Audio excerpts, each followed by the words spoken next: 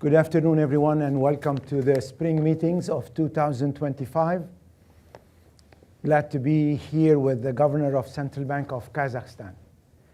Of course, we all currently struggling to decipher what the uncertainty means for all of us. Uncertainty is a multiple type of issues that we deal with. Some of it is coming from international developments, some of it is coming from regional developments. Some of the uncertainty could be homegrown. The Central Bank of Kazakhstan has, in the past few years, been at the forefront of dealing with multiple shocks. COVID-19, increase in prices, the geopolitical developments in the neighboring countries, and the most recent one, the recent developments in terms of trade. Kazakhstan is an oil and gas producing country with a flexible exchange rate, which makes policies very important to preserve stability. Governor, you have been in charge of the central bank since 2023, dealing with a certain number of important challenges, bringing inflation down, managing the stability of the financial sector. But I think you are one of those who have been dealing with different parts of government responsibilities. You have been minister several times, dealing with the economy. You have been also at the heart of decision-making at the presidency. Therefore, you know what needs to be done and the constraints from different perspectives. Therefore, we are very pleased to have you with us. And through you to discuss some of those important issues. What the recent trade measures mean to an open economy, oil producing at one of the key crossroads in the world. How to address the challenges emerging of uncertainty and what type of policies a governor of central bank should pursue. How to keep inflation down and the trajectory of bringing inflation down successful. How to preserve stability of the financial system. All those are issues that you are currently dealing with. And I would like, Governor, to start by maybe focusing on the most important mission that the central bank governor has, dealing with inflation and how to bring inflation down and how to stabilize prices. You've been doing this for some time now with success. How do you see the progress so far and how the recent developments could affect your ability to manage the monetary policy and to preserve price stabilities in Kazakhstan? Thank you very much, Director Azour, for giving this opportunity to be speaking in front of such a distinguished conference. I'm a little nervous, so if it shows, please accept. Well, thank you very much, and really, yes, from 2023 mid-year, more or less, I was appointed to the National Bank of the Republic of Kazakhstan. It was not an easy period. Starting 2022, after the invasion into Ukraine, Kazakhstan being a landlocked country and closely intertwined economy with Russian was really hit hard. Even though, of course, we're a neutral country, we're not in any way part of the conflict, but all of our exports and all of our imports to the West go through Russia, Belarus, Ukraine. Basically, the geography is such that there are no other ways. Of course, there is this conversation about middle corridor which goes through Caspian, Caucasus, and Turkey. But of course, it's still in the making. So we were hit hard immediately. We saw a supply shock, and it took a series of very brave actions, both on behalf of my predecessors, because it was 2022, and the government as well. So basically, when you deal with supply shocks, and there is no way to battle the inflation by monetary means, by means of monetary policy only. So, of course, the bank had to partner with the government in overcoming the logistical nightmares, the transportational rerouting of the whole business schemes and deliveries, things like that. But we, of course, did our part of the job. We, in a series of rate hikes, we went from 9.75 to 16.75. So it was a pretty steep increase in our policy rate. More or less within the following couple of years, the inflation eased to 8.4. Last year we ended with 8.4. We had a pretty fast-growing country, and our target is 5%. So therefore, we were far above the target, but still, given the previous developments, it was a pretty good result. And as you mentioned, it's not only external. There are some things that are homegrown, and not all of them are bad. It's not all of them are shocks. Specifically in Kazakhstan, we had to we introduced the program. It was a special program called Tariff in Exchange for Investment. Not the tariffs that the world is speaking about now.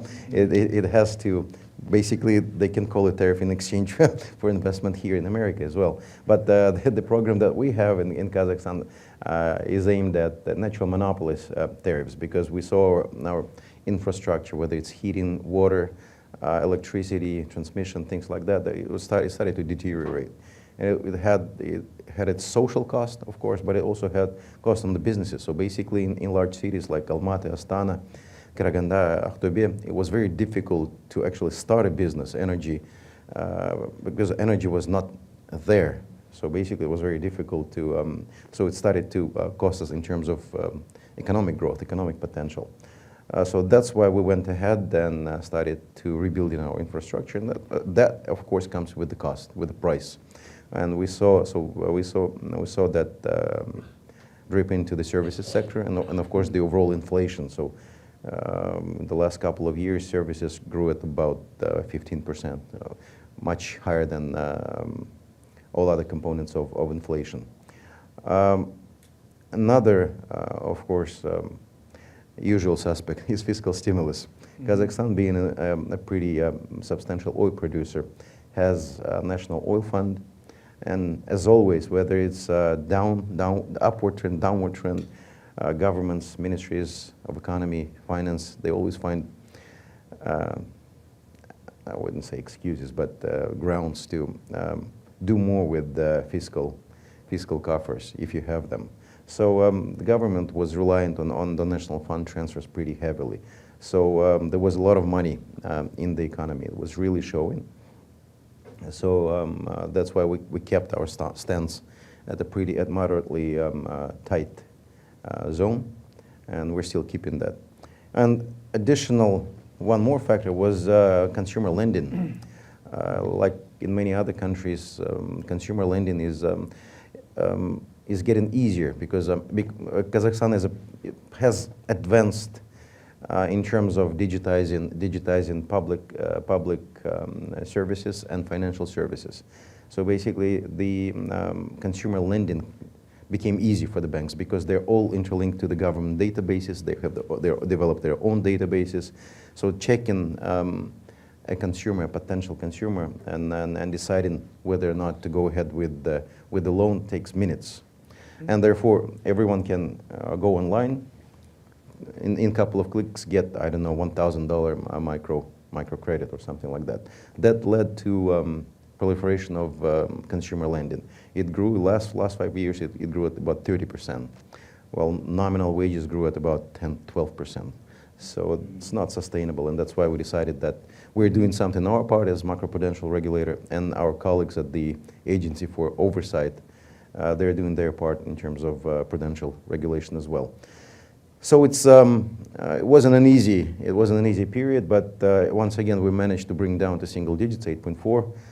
But now, of course, we're in a completely different setup with the tariffs, reshaping global economy, supply chains, investment flows, and I think everyone is yet to find their place on this new global map. In terms of trade with the United States, we have 4.2 billion in trade, and most of it is in strategic goods when it comes to U.S. imports from Kazakhstan. Therefore, it is exempted. But the key element is, of course, oil prices, global economic turmoil. Of course, the decrease in oil prices for oil-producing country very important. 50% of our exports is oil, 33% of our fiscal revenues is oil. So anything that relates either to oil production or oil price affects public finances and overall economic performance of the country. But we are ready. We of course, as the situation was unfolding, we have our Plan B and Plan C. I believe that many countries do have the same plan, and I think we all should. It's very difficult to predict how this thing plays out. Let me ask you a follow-up question, because you are raising an important issue that also in our research for the spring meetings, we are showing that the impact of uncertainty is higher on the region than on other parts of the world. And this is to a certain extent related to the way policies are being deployed in times of adjustment or shocks, and the way also we build buffers. How do you see Kazakhstan dealing with this higher level of uncertainty? What type of policy coordination between exchange rate policy and monetary policy would serve you? And in those moments, we all tend to consider that it's the time to accelerate reforms. And you have recently had a very successful FSAP. How do you see reforms also taking shape on the financial sector? Well, it's I think you got it right. Sometimes the times of crisis call for very difficult reforms, but all the stakeholders should be on the same page. Sometimes, things like stability is better than development, they prevail, and therefore it is for the governments and central banks to sit down together and see what the priorities are, the common national interest, like national economic interest is, whether it's difficult reforms, or whether it's just maintaining stability. Well, in Kazakhstan, I think we're ready for more radical reforms that we're currently implementing. But again, let's be honest, being not a petroleum state, oil-producing state, makes it much more difficult, because when you have 30% of your GDP in coffers in the national fund, and you have other forms of, in terms of national state-owned enterprises and funds that are managed by the government, it is very difficult to sell the reforms to the public, to the parliaments, because they're saying, guys, you're sitting on cash.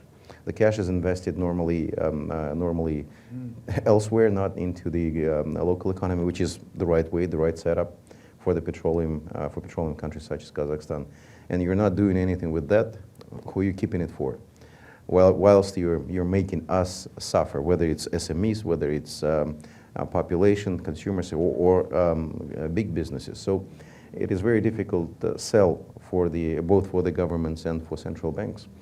I don't know how it's going to play out because it's in the government's hands mostly, not in central banks. But we'll be discussing that in much more detail, because we've initiated at central bank something we call, I don't know, $50 for long.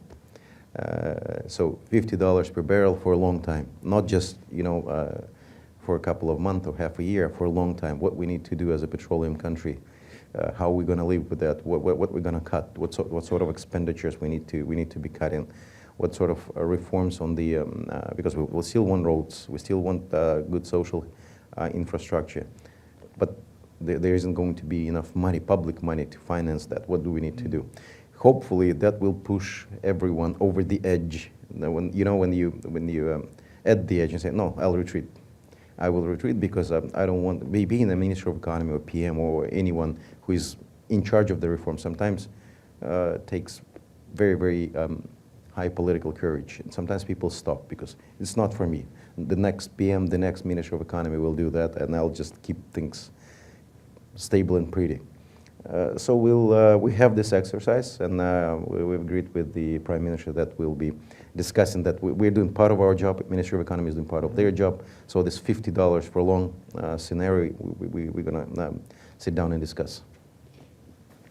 Central Asian countries recently in a world that is highly fragmented and with all the geopolitical tension. The countries in the region are becoming more a connector than in the past. And then we see more business opportunities, trade opportunities going through this part of the world. As a central banker, how do you see the cooperation between you and your colleagues in the region, and how do you see the future of the region, especially in a world that is becoming much more difficult to read? And people are looking maybe more to create opportunities with their neighbors than with the long or far partners in being connected in the global value chain. How do you see this, and how do you see the region coming up together? Yep, I think it's an excellent observation. Of course, we see world trade being defragmented right now, and of course, the investment will also follow. I don't know which direction, but investment flows will follow the changes in the global trade as well. In my mind, it's a pity. I don't think it's going to bode well for the world in general. Some countries may be winners, some countries may be losers.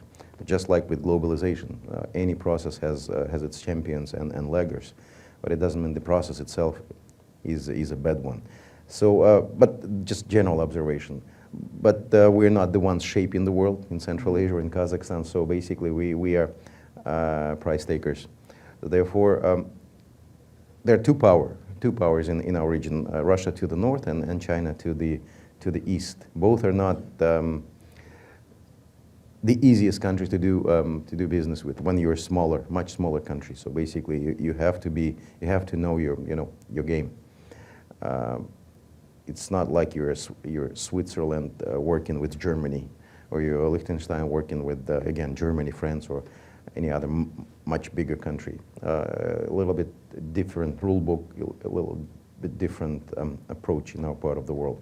So of course that naturally pushes our countries to work closer together, because I mean, we're historically very close, speaking similar languages and with similar cultures, and with connections in terms of technological and value chains. Yeah, sure, and it's a very high political priority for the presidents, for all the countries, for Kazakhstan and Uzbekistan in particular being the biggest countries in the region. And everything starts, of course, with trade, opening, logistics centers, simplifying border crossing procedures, simplifying trade procedures, perfecting trade regimes.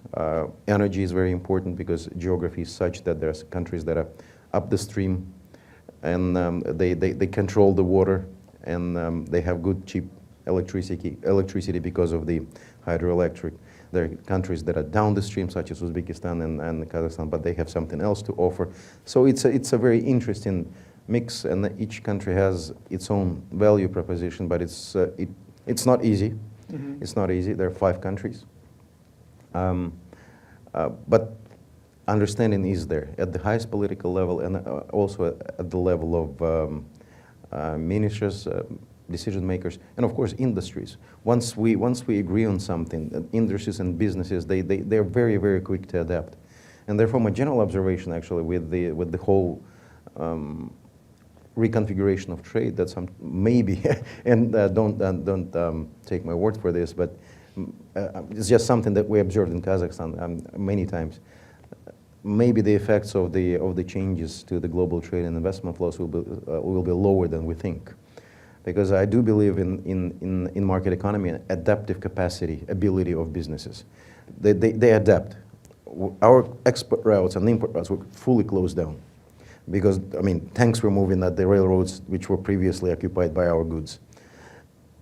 Businesses adapted. Of course, the government, as I said, coordination with the government was key. The government helped them find other ways, calling the Azeri colleagues, the Georgian colleagues, Turkish colleagues, doing this, doing that, they helped. But again, it was businesses that adapted, and we saw inflation spike, but then the new map actually demonstrated itself, and then businesses showed that, okay, new rules, we know how to play by the new rules as well. Yeah, definitely. I will attest to that.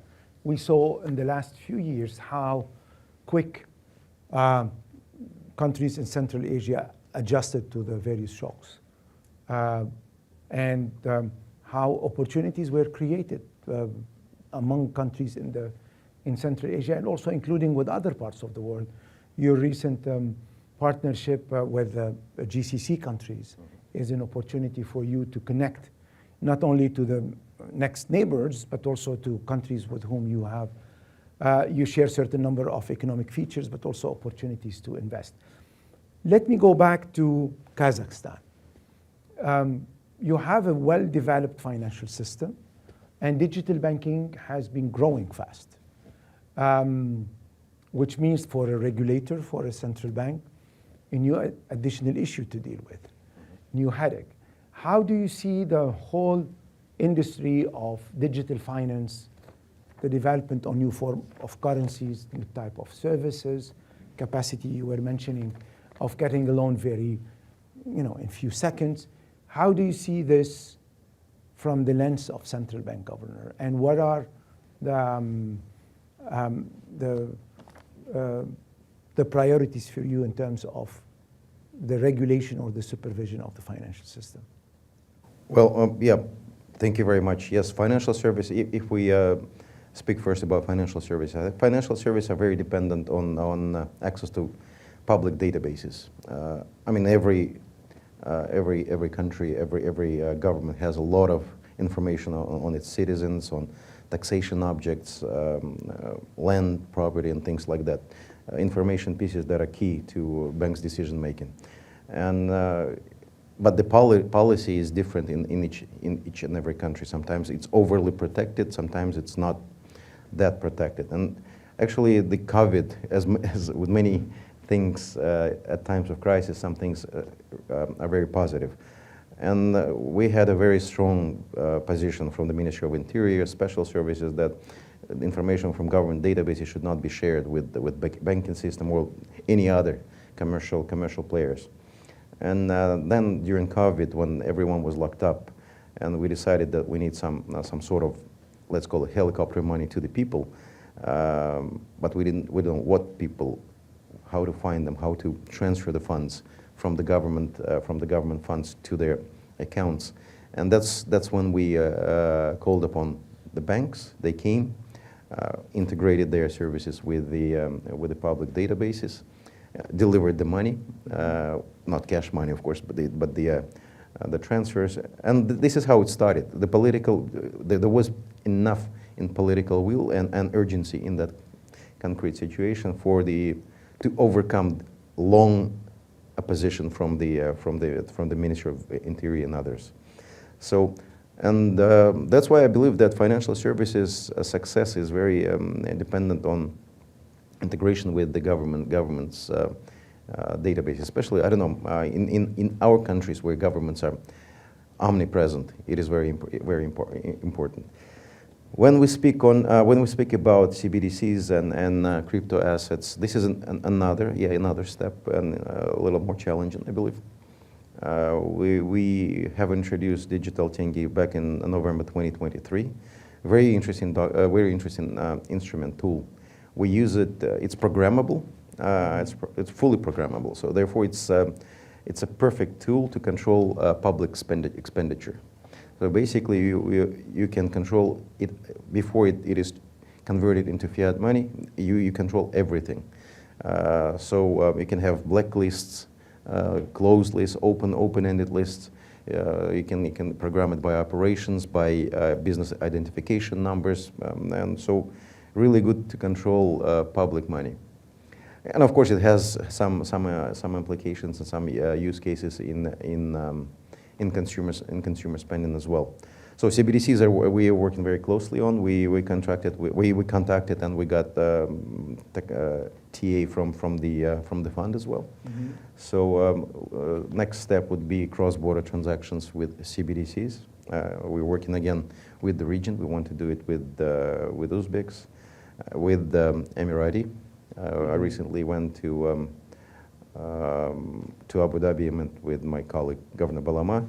We have a very special groups from their side and our side to start using digital dirham and digital tenge in our trade. And crypto assets, I think we have matured that we will be legitimizing the current wave. People are embracing them, and whether we want it or not. But we're not seeing. There is no AML, CFT, there is no consumer protection, there is no taxation, and therefore, other than opposing that, we want to be part of it. We want to regulate it, and it's not only crypto assets, it's just regulation as investment vehicle. We want to use it as a means of democratizing fundraising, because as you know, tokenization, which I think is being talked right now in one of the halls, or tomorrow. I want to go there. Tokenization of various types of assets is really cool. We have a sandbox, the central bank sandbox. We'll be using some. Hopefully by the year end, we'll see some concrete use cases of tokenization of various things, such as accounts receivable, subsidiary use license, subsidiary use rights, off-take contracts with the state-owned enterprises. So basically, you can use them as a base asset for tokens. And do you feel the impact of those developments on the conduct of your policies, monetary policy, exchange rate policy? That's an excellent question. Maybe better, no, okay, no, it is working now. Yes, there are tons of questions. Before you actually let that in and fully legitimize it, you have to answer a lot of questions, not only from the financial stability point of view, but also in terms of monetary policy effect on that. You can see your deposits flow into the less regulated crypto assets. Therefore, how is your base rate is going to affect them, if at all. We've identified about 35 very specific questions related to financial price stability, AML, and all other aspects of this whole regulatory framework. And we have answered all of them. So we believe there are tools to address each and every vulnerability if you work close with. That's why we're working with the people who know how to do that. And the fund is included, of course. So yes, you have to be careful. You have to be really careful. It's not just, I want to be ahead of everyone and I want just introduced, I want to be cool central banker. No, it doesn't work that way. You have to think it through. Cool central banker is usually something that does not marry very well. Sure. Governor, great to have you. Thank you very much. Congratulations for the work you're doing in such a turbulent moment. Your ability to bring inflation down at the time when you are subjected to various shocks. Also the work you're doing in addressing some of the issues that will help you have a more robust financial sector. I'm sure that the road ahead will provide you with additional opportunities to improve, but also challenges are going to be also there. Thank you also for the cooperation that you have with the fund. The fund has been your partner. We look forward to continuing working together, helping you in this moment of turbulence, in those moments where also there are acceleration of transformations.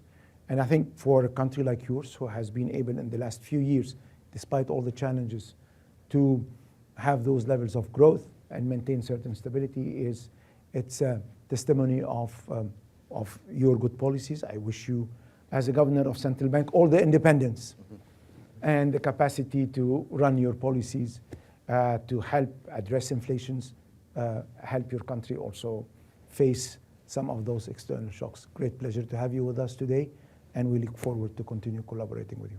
Thank you very much, Director Azour. The pleasure is all ours. Thank you very much for the long-standing partnership, not only between institutions, but personally with you. Thank you. Thank you.